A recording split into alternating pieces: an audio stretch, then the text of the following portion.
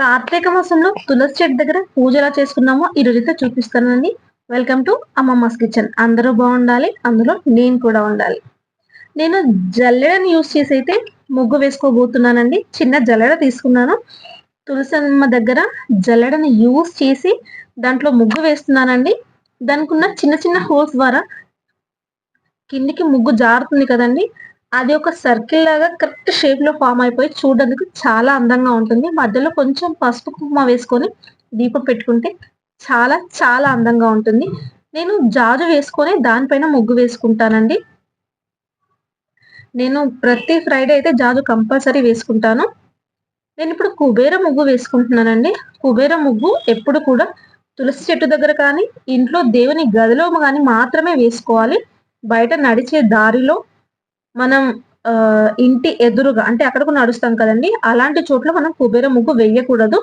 నడవని place లో, పవిత్రమైన place like తులసి చెట్టు లేదంటే దేవుని గదిలో, ఇలాంటి చోట్ల వేసుకోవాలంటే కుబేర ముగ్గు వేసుకొని దాంట్లో పసుపు కుంకుమ పూలు పెట్టి అలంకరించుకోవాలి.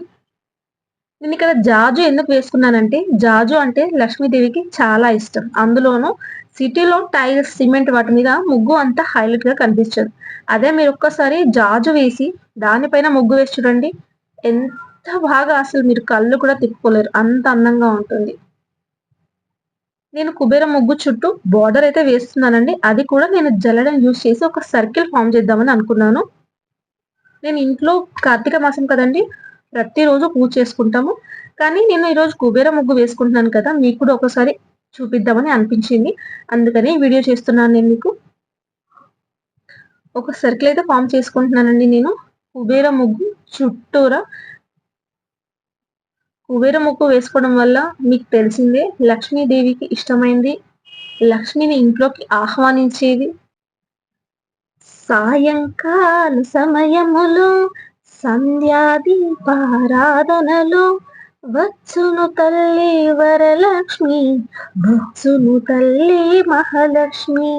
వజ్ర కిరీటము చూడండి, ముత్యాల హారము చూడండి, నాగాభరణము చూడండి, మంగళ రూపము కనరండి అంటూ ఈ సర్కిల్లో కూడా పసుపు కుంకుమ వేసుకుంటున్నాను. చుట్టూ బార్డర్ కూడా వేసుకుంటున్నాను. నేను ఈరోజు వాటర్ తో, నీళ్ళల్లో దీపాలు ఎలా వెలిగించుకోవాలో చెప్తాను. దీపపు పువ్వొత్తులు తీసుకొని వాటిని కొంచెం ఆయిల్ వేసి దాంట్లో కొంచెం కర్పూరం కూడా వేసి దాంట్లో ఈ ఒత్తులని ఒక 2-3 అవర్స్ నానబెట్టేసి తర్వాత ఒక గ్లాస్ బౌల్ తీసుకొని దాంట్లో కొన్ని వాటర్ వేసేసి ఈ ఒత్తులను దాంట్లో వేసేసి వెలిగించండి. ఇది నేను చూసింది, నేను కూడా నమ్మలేదు, కానీ నేను చూసాక తెలుసుకున్నాను, నిజమే నీళ్ళతో కూడా దీపాలు వెలిగించవచ్చు అంటే ఇదేనేమో అని. దాంట్లో కొంచెం కలర్, కొంచెం పూల రెక్కలు లాంటివి వేసుకుంటే ఇంకా చాలా కలర్ఫుల్ గా ఉంటుంది. గ్లాస్ బౌల్లోనే ఎందుకు అని అంటే, గ్లాస్ బౌల్లో పైన దీపం వెలుగుతున్నప్పుడు గ్లాస్ బౌల్ నుంచి కింద ఒక లైటింగ్ వస్తుంది కదండి, అది చాలా అట్రాక్టివ్ గా అనిపిస్తుంది. అమ్మ అయితే పూజ చేస్తున్నారు. కార్తీక మాసం ప్రతిరోజు పూజ చేస్తామండి, కానీ మీకు ఈరోజు కుబేర ముగ్గు ఎలా వేసాం, మేము ఎలా పూజ చేస్తామో చూపించాలని అనిపించింది. అందుకోసమే ఈ వీడియో. తులసమ్మ దగ్గర కార్తీక మాసం సాయంకాలం చందమామ కింద తులసమ్మ చెట్టు పూజ, దీపాలు, కుబేర ముగ్గు. ముగ్గు ఎలా ఉందండి? అమ్మ దండం పెట్టుకుంటుంది.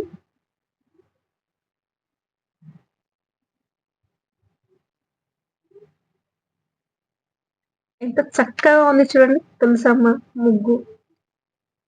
నైట్ టైంలో కార్తీక దీపాల వెలుగు అంటే ఇదే, ఇంతకు మించి ఇంకా ఏముంటుంది అని అనిపిస్తుంది. అందరి కోరికలు, ఆ శివుని దయ వల్ల అందరి కోరికలు, అందరి విషెస్ పూర్తవ్వాలని, నా కోరిక నా విషెస్ కూడా పూర్తవ్వాలని ఆ దేవుని మనస్ఫూర్తిగా కోరుకుంటూ, మీకు ఎటువంటి సజెషన్స్ ఇవ్వాలని అనిపించినా కామెంట్ లో చెప్పండి. మీ ప్రతి కామెంట్ కి నేను రిప్లై చేస్తాను. Thank you for watching. ధన్యవాదాలు. Please subscribe my channel.